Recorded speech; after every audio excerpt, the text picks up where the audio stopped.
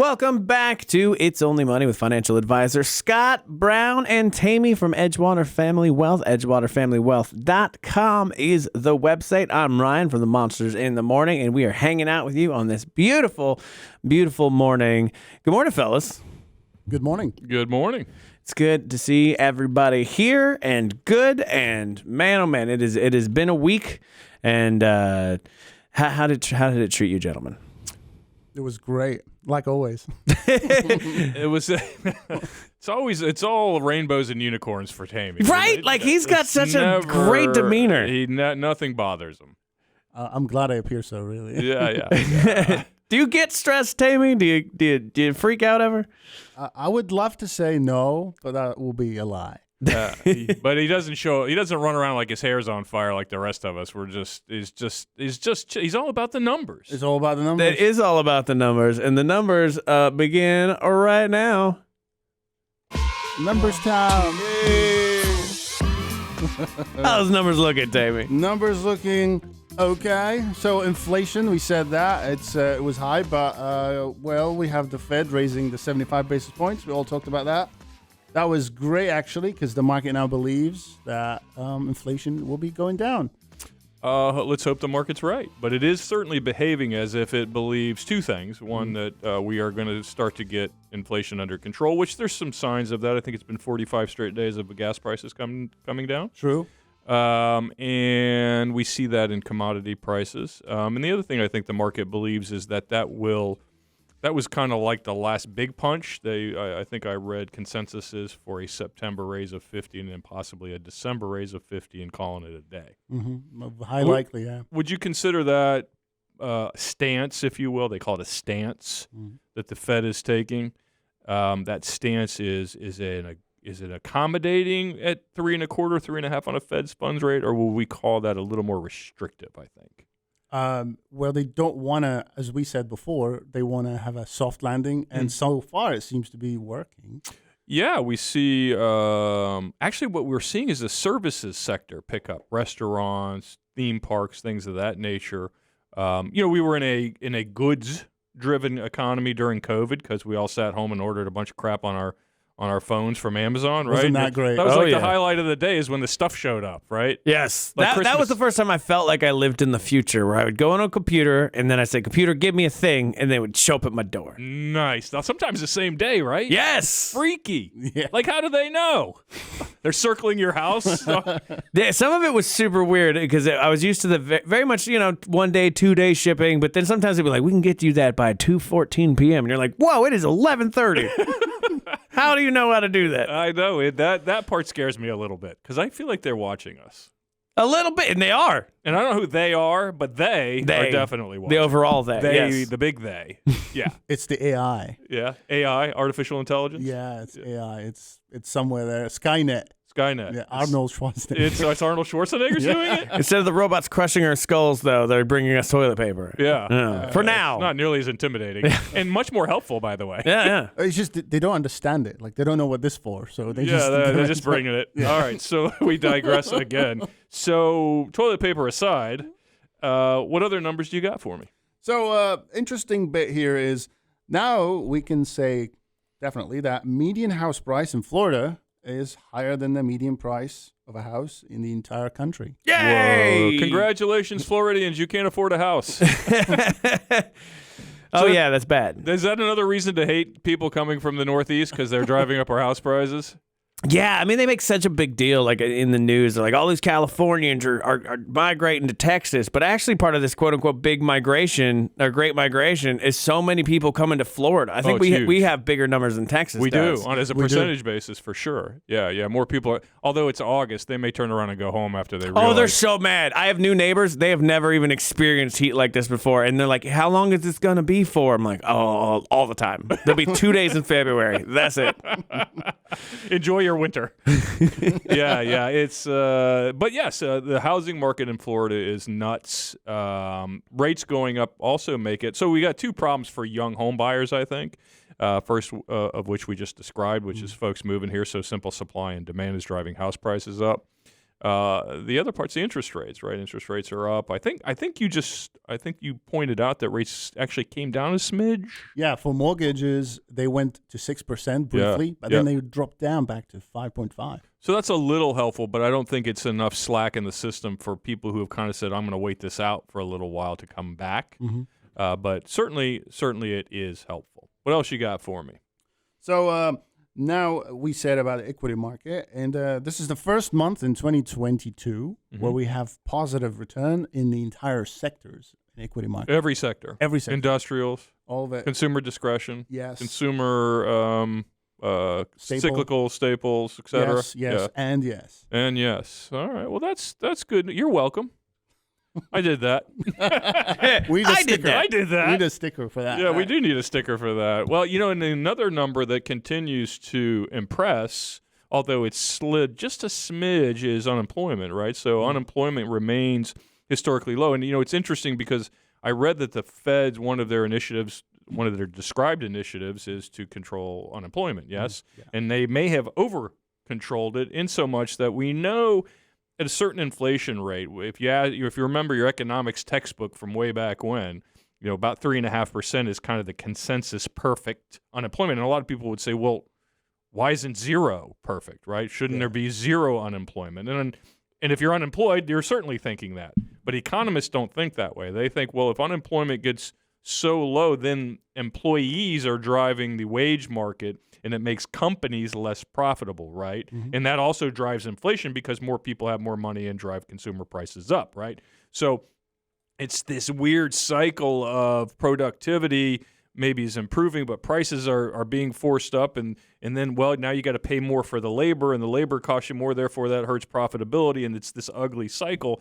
So economists, on average, I think would tell you 3.5% is that number. So some of the inflation we're experiencing, in addition to interest rates, is wage pressure. Because if McDonald's used to pay their average worker $12 an hour, and now they have to pay $15 an hour, that makes the cost of the Big Mac for them to produce go up. Therefore, they must charge you more for a Big Mac. Yes? Absolutely. So that's a conversation I don't think people totally process. Why would we not want to have zero unemployment? And again, if you're the person who's unemployed and struggling to find a job, which would be a thing right now because there's a lot of jobs out there. Plenty. But if that were true for whatever reason, then you would say zero is better. But most economists would say 3.5 is kind of that sweet spot for a capitalistic society. Now, when they say that 3%, that's of people who can work. There's people who are seeking employment and can't find it, theoretically. Yes. Okay, so it's not retired people. No. A lot of people. There's this. This is going around the social media from a certain contingent of folks who want to say, well, the reason unemployment's down is because retired people had to go back to work. Well, I deal with retired people every day, all day. And ain't none of them going back to work. So, that's true, and that's anecdotal, but empirically, they don't use that. That wouldn't fit in the data anyway because those people weren't seeking employment before. They'd literally have to go into the workforce, get fired, and then try to find another job and not find it to be counted among the unemployed. Yeah. Exactly, yeah. And there is something called a employment participation rate, and that's usually between 60 to 70. Yeah. And that plays into the same number there. Like 60 to 70% of the entire population is looking for work. And out of that, you got the 3.5% to 4% as a full employment. Yeah. I mean, we're not making babies work anymore, so they're not seeking jobs. And, retired people on the other side of the pendulum there are not typically seeking work. So I think, again, anecdotally, I'm not seeing it. Empirically, that's not used in the data to begin with. So what's the benefit of scaring people into these numbers? I mean, is it just for that's what gets ratings and to make it scarier? It's political points. I mean, if you say whatever team you're on and the other team's in charge, you say, well, look, the only reason their numbers are good is this. And when, and it's the same for both sides, right? If you're going to find some weakness in the armor and say, because if somebody says from one side, in this case it's the Democrats, will say, look, unemployment's good. And then the Republicans will say, yes, it's only good because of this bad thing, right? And vice versa. If the Republicans did something good, the Democrats would say, well, it's not really good, and here's why, right? It's just it's political points. The sad part is people buy it, and for me that's frustrating. If you say, look, I don't like a political party, or I don't like a person, I don't like the president, or I don't like this president or the past president or whatever, that's cool. That's just a sensibility. That's just a vibe. I don't like that dude, right? And you might have some basic sensibilities or reasons why that's true. But don't play with the data. Don't say there's plenty of reasons not to like any given president, right? And then, of course, we overestimate what role a president plays. I mean, it's hilarious to me when people are so upset about a president when the local politics is really a bigger driver for them than anything. And at the end of the day, the dog didn't eat your homework, right? I am growing increasingly tired. I wrote in my book that we can blame whoever we want. We can blame the Speaker of the House. We can blame the President. We can blame the Secretary of State. We can blame the Secretary of the Treasury, the Fed. There's all kinds of dogs that could eat our homework. But at the end of the day, if your economics are not what you think they should be, it ain't the president's fault. This one, the last one, or the one before that, it is 100% on you. And I know that's an unpopular notion. Scapegoats are more fun. Everybody does love a good scapegoat. And if you want somebody not to blame, but to somebody to grow your wealth with, that's Scott Brown with Edgewater Family Wealth. And EdgewaterFamilyWealth.com is the website you want to use to do that. It is the way you want to go, because you think you know money. You don't know money. Like, you think you know the fin talk like Tammy does. You don't. EdgewaterFamilyWealth.com. And we'll be right back with more It's Only Money here on Real Radio 104.1. Welcome back to It's Only Money here on Real Radio 104.1. We have from Edgewater Family Wealth, Scott Brown and Tammy here. You can get a hold of these gentlemen by going to their website, EdgewaterFamilyWealth.com. The email is EdgewaterFamilyWealth@RaymondJames.com. And that was the numbers with Tammy when we left off. And I see why he's in such a good mood. Inflation going down in his view, in the market's view, really. So that's good news.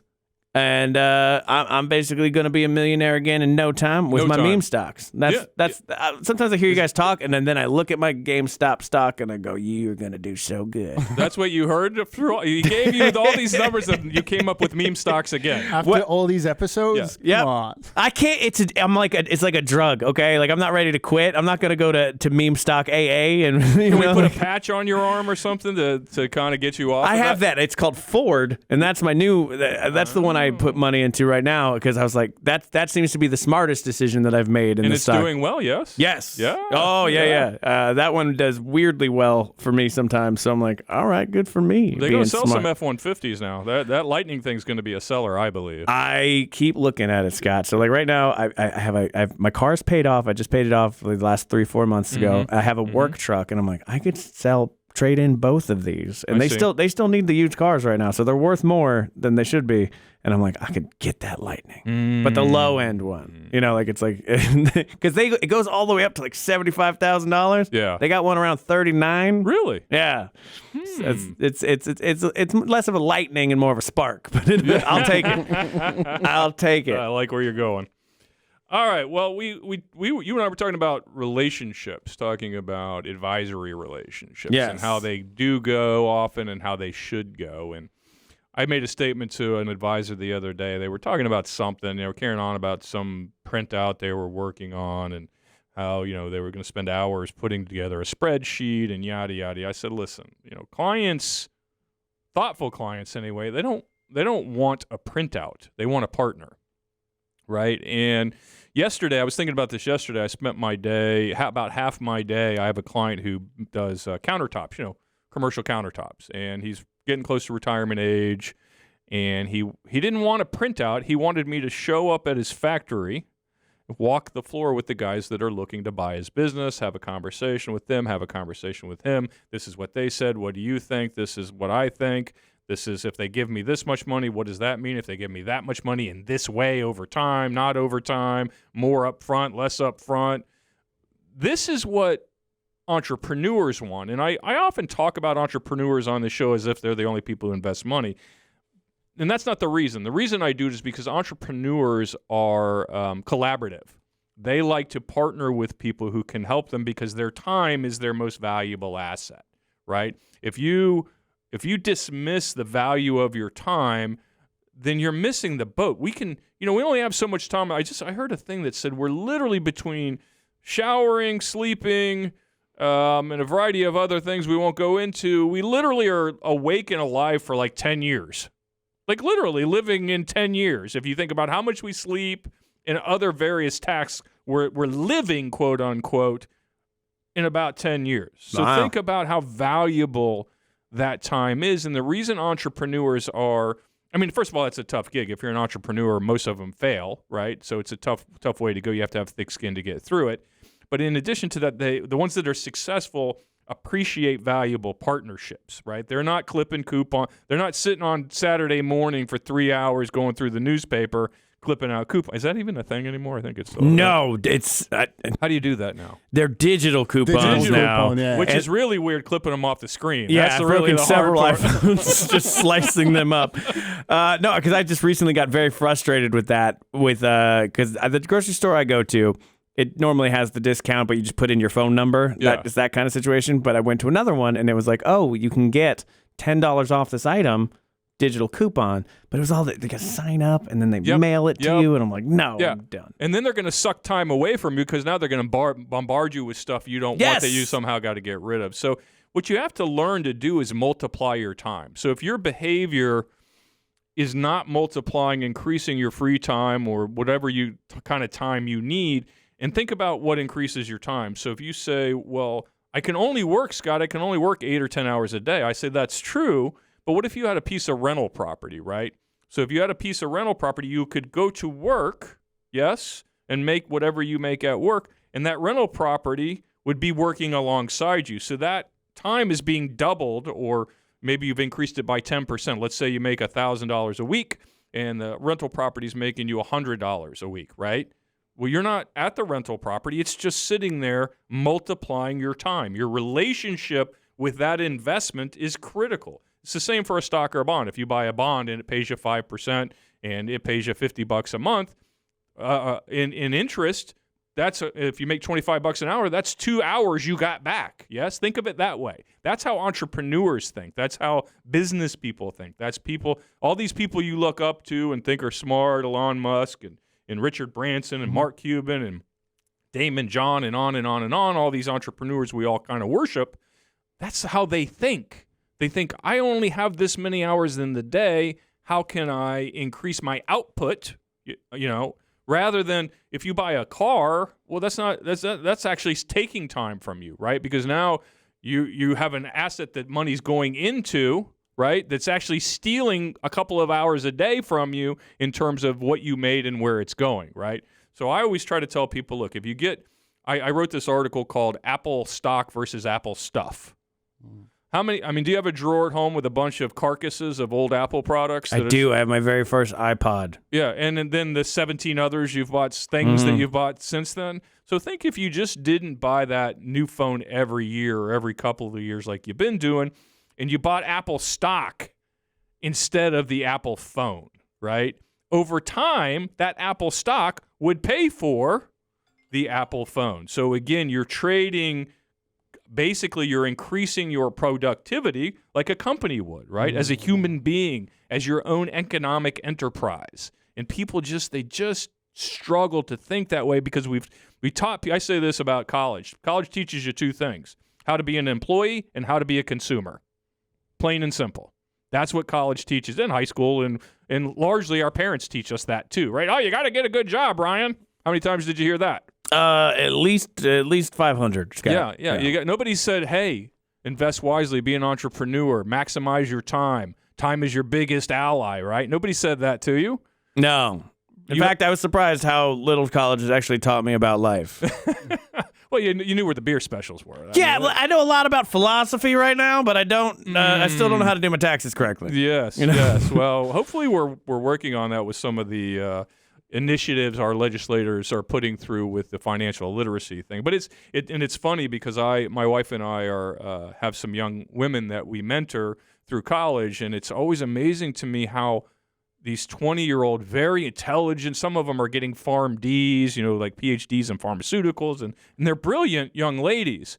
They know nothing about checkbooks, credit cards, debt, What's good? What's a mutual fund? I mean, I remember telling a young woman about a mutual fund, and she was in her early 20s, and I might as well have been talking about some form of life on Mars. It was so foreign to her, and I thought, how did you get this far in life without understanding these basic concepts? And the truth is, most people do. Most people in their 50s still don't have a very good grasp on these things. So getting back to my original dissertation, which was partnerships, not printouts. People, if you come to me and say, if I say, look, I need you, Tammy, I need you to fix my car. The air conditioning is not working. And you come to me with some printout, I'm going to look at you like you got four heads. I want my car fixed. I want a partner.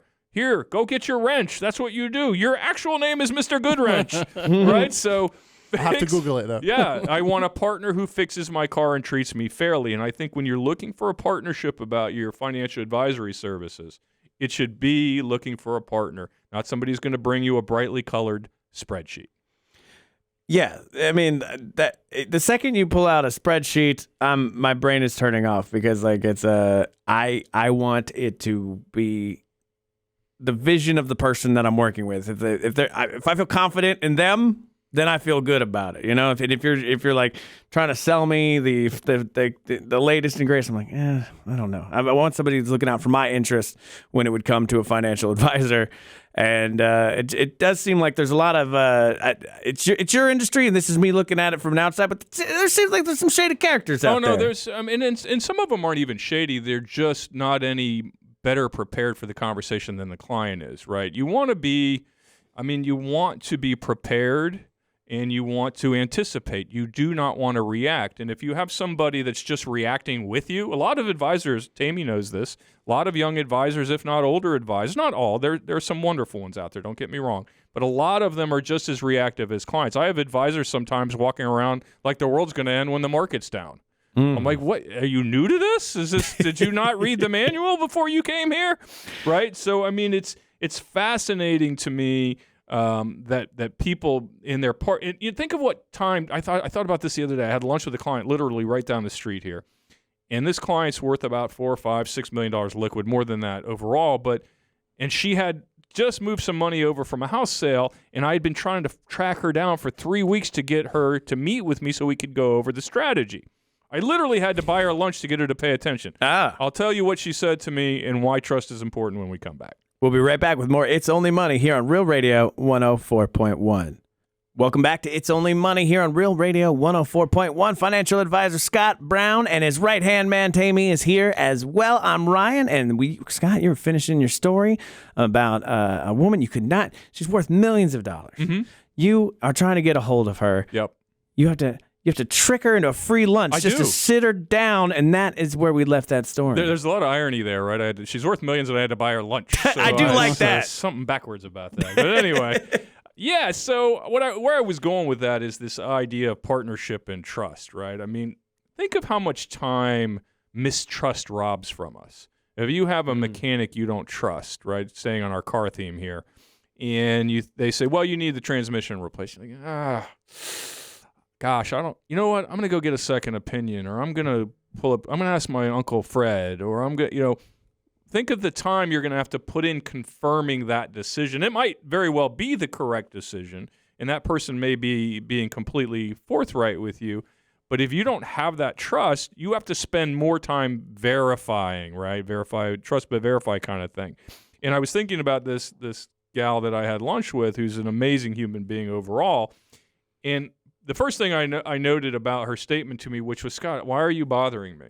You know I trust you. Do your thing, right? And that's very humbling and makes me feel good and all that sort of thing. But the truth of the matter is, because she trusts me, rightly or wrongly, right, it saves her time, right? Again, we're getting back to time. If she trusts me and she trusts me, she's paying me. I mean, first of all, the funny thing is sometimes people will say, Scott, can we talk about? No, you're paying me so you can manage your own money? I mean, that doesn't make any sense, right? So the two things I would say about her is that her attitude about money is healthy, right? She doesn't even care. I mean, I'm not going to say she doesn't care. If I ran off to the Cayman, she might care. But the reality is she trusts me. She's worked with me for a while. She knows I got her best interest at heart. And not that I get it right every time, because I certainly don't. But she trusts I'm trying to do the right thing. So her attitude is healthy, and thus she has a lot of money, right? The people who are scarcity minded and hold on to their money with two fists and don't trust anybody are the ones that have the least amount of it. I've given the story in my book about the two doctors, right? One doctor, I can't even get him to answer the darn phone over my 30 years with him, and he just puts money away, he saves, and then he goes surfing, and then he goes on a trip to Vietnam or wherever he's going. He and his wife are here, there, and everywhere.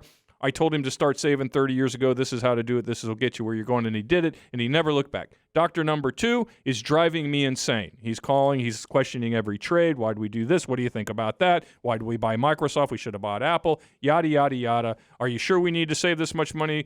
This guy has an unhealthy relationship with money. Now, please don't go all absolute on me. I'm not saying be ignorant to what's going on. I'm not saying don't have thoughtful conversations. I'm not saying be unaware. What I'm saying is people who are holding on too tight are the ones who rarely have money. And someone like my client that I was just describing, she has the money.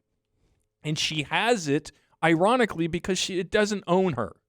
She's busy doing her thing, and she trusts me to do my thing. And I'm saving her the time, because if she says to me, look, should we buy Microsoft and Apple as an example? And I say, I like Microsoft for whatever reason, right?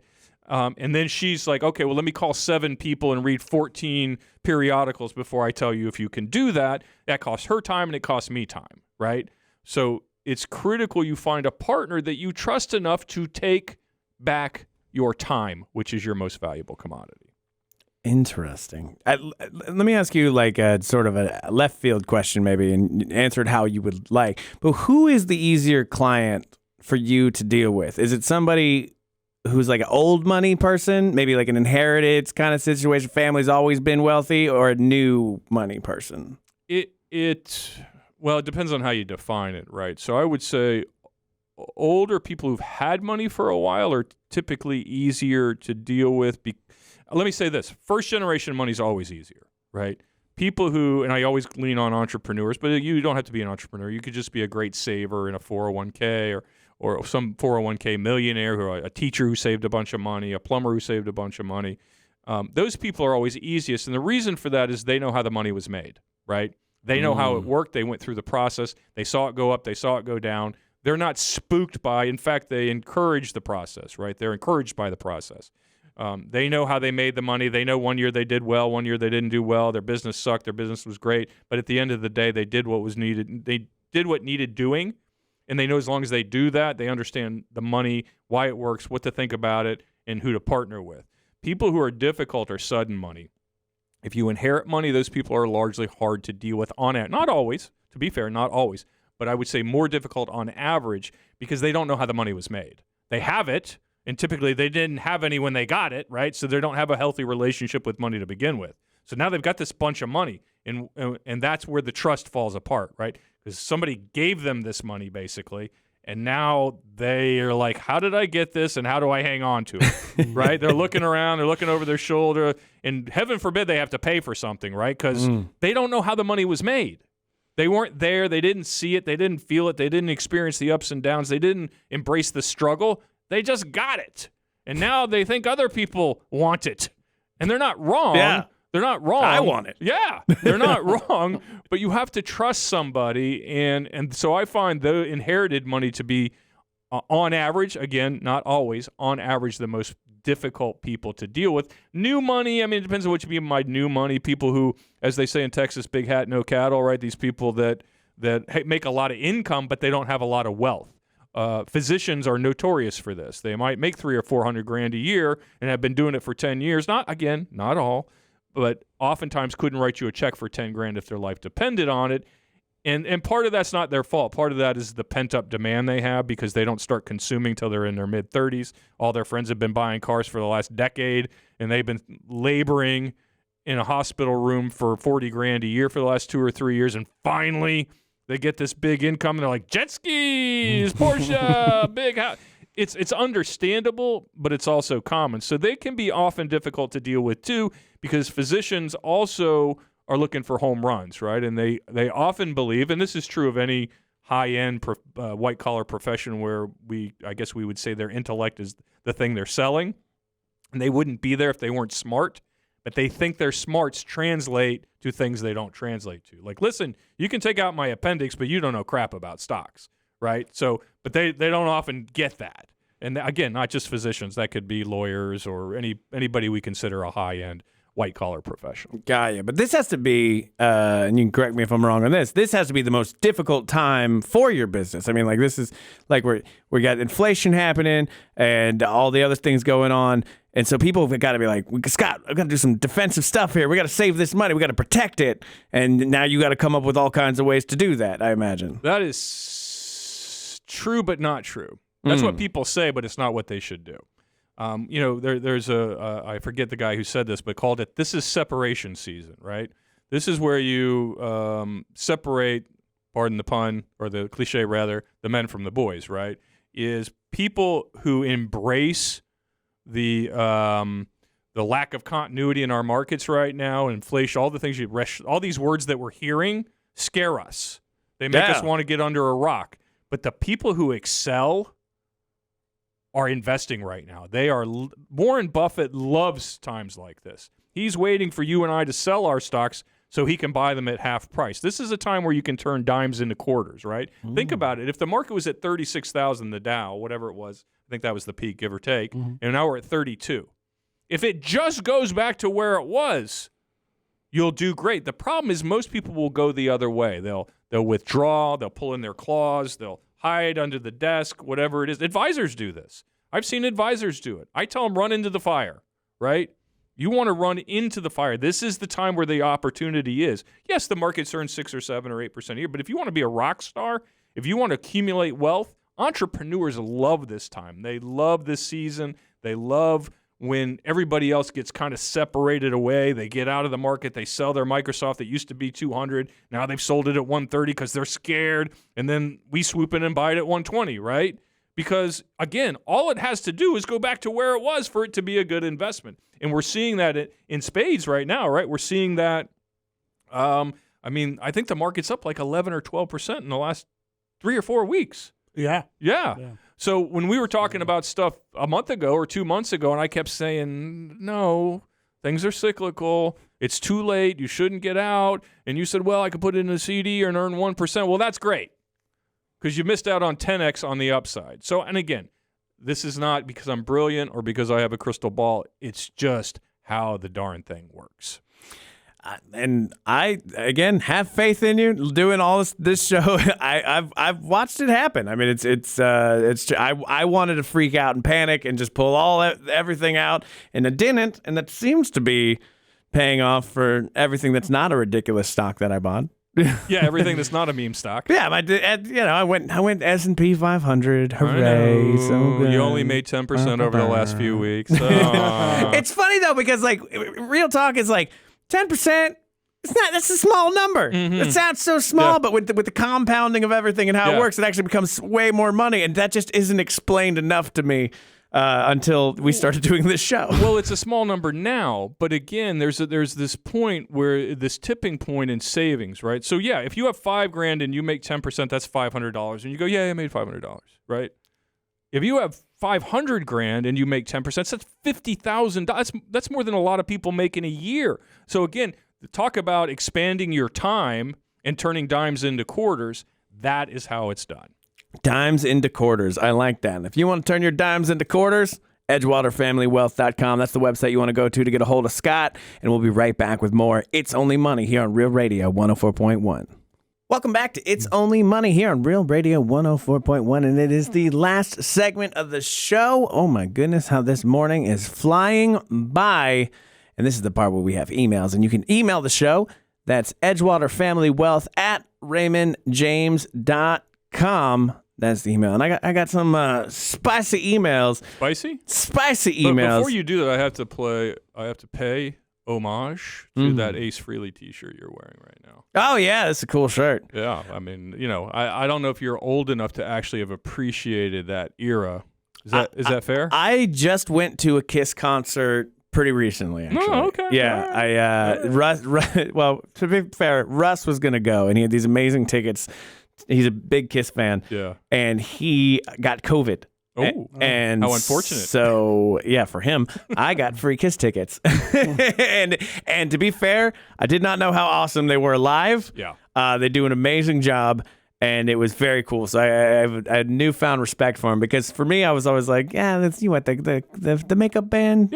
Yeah, no, it's a lot of fun. A lot of fire. There's a guy who knows how to invest. Oh, Gene Simmons? Yes. Oh, goodness gracious. Yeah. That guy is diversified to the max. Yeah, he'll sell you anything with a Kiss logo on it. I don't know, toothpaste, toothbrush, dental Scott, they floss. sell air guitar strings. Air guitar string. It's a baggie. It says Kiss on it. It's got them on it, and it's just an empty bag of air guitar strings. Air guitar strings. Wow. Never goes out of tune. It's amazing. I don't know. All right. I'm sorry I started that conversation. Inventing merch before merch even existed, right? Yes. That's smart. But I always think about investing. Like I remember like dating, like and being broke dating, and it was always difficult, like it's like, how am I gonna take people out to the Applebee's, right? Essentially. And I came across this, and it was somebody posting their Tinder conversation, which is a dating app, and this lady, this message is first to this gentleman that she had swiped okay on, and it just says, "How's your evening? It's a must-have on my checklist to have a job, a house, a car, and then you must be over 6 feet tall." She's right away out the gate with her requirements. Right. Well, he shoots back with what I think is some amazing just financial stuff. And he says, okay, that's cool. I meet all of those requirements, but it's a must on my checklist that you have 9 months of cash reserve in case of an emergency, a debt-to-income ratio of less than 30%, and put at least 20% of your income into a tax-advantage retirement account.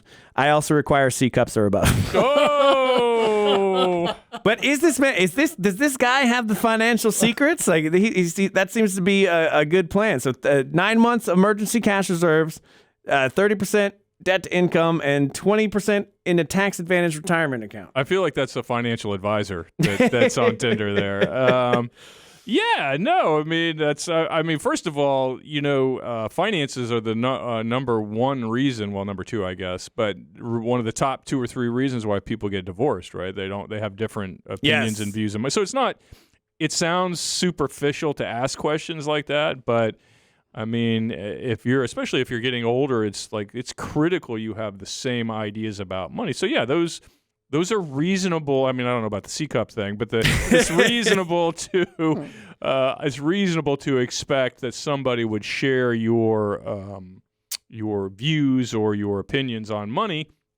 And if you want to be specific, be specific. I mean, I have no problem with that. I know you're a happily married man. But that was not my Tinder, by the way. No. But could you see yourself dating somebody with like bad credit? Probably not, because that's a sign of, and obviously there could be things like medical things could happen to somebody. That unfortunately that is a big part of bad credit, is people get hung up on medical expenses. That's which is a whole nother show we could talk about, the problems with our healthcare system and money. But, yeah, no, I think that would be a sign of irresponsibility if somebody's got crappy credit and they keep ringing up credit cards and they're behind on this or behind on that or had a car repossessed. Or, I think that's fair to say that's a red flag. I've definitely seen the secret credit cards ruin a relationship that was pretty, like everything was going fine. And then the partner found out about like 5 different credit cards that were all maxed out, didn't know about, and well, it's a burden, right? Because if, like you said, if you're going out to dinner and this person's buried, guess who's paying, right? Yeah. So that would get old after a while. This next question comes from Jan in Apopka. She says, I want to start putting my homes into my kids' names as I get older, but I'm worried about the tax burden of doing that. Would my kid have to pay taxes if the price of my house goes up? Yeah, it's possible they would. It's really hard to position your home to avoid capital gains, and it might even keep you from later experiencing a tax benefit, right? And there are nuances to this, so it's a hard question to answer completely without knowing all the nuances. But what I will say is that we get these exclusions for our primary residence if we live there 2 years and all that kind of thing. So you could actually be doing the opposite to yourself. So I'm going to give you a bit of a cop-out answer, which is it kind of depends on how you structure it, and there are ways to do that. There are certain kinds of trust you can establish, but it doesn't usually avoid taxes. I think that's one of the big misunderstandings about trusts even, is people think, well, if I put all my money in a trust, there'll be no tax implications. That's not necessarily true. First of all, your estate has to be pretty darn big, beyond a few $1 million right now anyway, for that to be an issue, estate taxes at least. So it's not usually a concern for most of the population. What a trust does is it avoids probate. And what probate is just a very lengthy, drawn-out, and often contentious process heirs go through if the folks that are leaving them the money haven't put together an ironclad trust that is approved by the court in advance of their death. Now, this is my question. Is Florida the best state for having money? I mean, because I asked it because we have the retirees come down here, and it just seems like, well, okay, that makes sense. Then if there has to be some kind of special Florida laws that are better than North Carolina's laws. Well, I don't know about North Carolina, but in Florida, one of the famous ones is O.J. Simpson, right? His homestead here. He had a big giant mansion despite the things he was accused of and what he went through. And he lost the civil case, so theoretically he should have lost his home, but he didn't because we have very protective homestead laws. The other thing he didn't lose was a giant annuity he had because that's considered a pension, and in the state of Florida we protect those as well. So IRAs, annuities, and your primary real estate is pretty hard to pierce the armor surrounding those things. So the answer to your question in general is yes, Florida has a very favorable protective laws for your wealth. It's like you're in my head. I literally was asking that because of O.J. Simpson, and I saw today that he lost $35 million judgment, but I guess he's only paid out $130,000 because of his NFL pension is protected here. Yep. So he gets like a six-figure $100K a month situation, Yep. and his house not sold. So I was blown away when I read that this morning. Yeah, I mean, and it protects good people and sometimes protects not so good people, right? So it's it is, but the short of it is, yes, we have a very accommodative policy when it comes to protecting wealth in this state. Good to know. Never moving. That's right. Until it gets to be 120 degrees. The last question comes from Skylar in Orlando, and it says, Scott, love the show. Big fan. Ryan, you're okay. Awesome. Thank you, Skylar. And it says, I know what you're going to say. Save, yada, yada, S&P 500, yada, yada. But when is it okay to make the big purchases? Like, I just want a really big truck right now. Well, listen, life isn't lived in a vacuum, and this is what irritates me about mass media. Is everything's an absolute, everything's binary, good or bad. Look, I like stuff. I got stuff. I got toys. I'm a motorcycle. I was wondering guy. that about you. I figured like you're the most frugal person. I'm picturing the minimalist apartment. No, I am not a minimalist. By tiny home. Look, we're all going to die someday. I want to do things and have stuff. I'm with you. But look, common sense is a thing, people. When it makes sense, do it. When it doesn't, don't.